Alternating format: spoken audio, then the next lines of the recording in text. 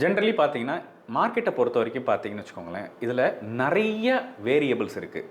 நாளைக்கு fed interest ரேட்டை cut பண்ணுவானா, ஆர்பிஐ என்ன பண்ணுவாங்க, மினிஸ்டர் ஆஃப் ஃபினான்ஸோட ஆக்ஷன் எப்படி இருக்கும், இன்ஃப்ளேஷன் எப்படி இருக்கும், இந்த கம்பெனியோட க்ரோத் எப்படி இருக்கும், இந்த மாதிரி பல economic variables will have a impact when it comes to the stock prices.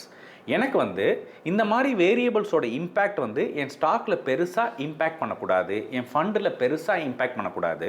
அதே சமயத்தில் எனக்கு க்ரோத்தும் பெட்டராக இருக்கணும் அப்படின்னா you have to choose investments which is stable, அதே சமயத்தில் டிஃபென்சிவ், அதே சமயத்தில் growth orient.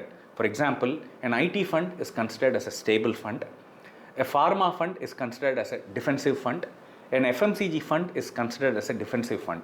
With a combination of a stability and defensive sector, still உங்களால் நார்மலாக என்ன ரிட்டர்ன் பண்ண முடியுமோ அதை விட ரிட்டர்னும் பெட்டராக பண்ண முடியும். அதே சமயத்தில் உங்கள் போர்ட்ஃபோலியோவை அதிகமாக ரிஸ்க் எக்ஸ்போஷர் இல்லாமல், அதிகமாக ஸ்மால் அண்ட் மிட் கேப் அப்படின்னு போகாமல் அந்த ஸ்டெபிலிட்டியோடவையும் உங்களால் பண்ண முடியும். உங்கள் பர்சனல் ஃபினான்ஸை பெட்டர் ஆக்கணுமா? Please get in touch with as.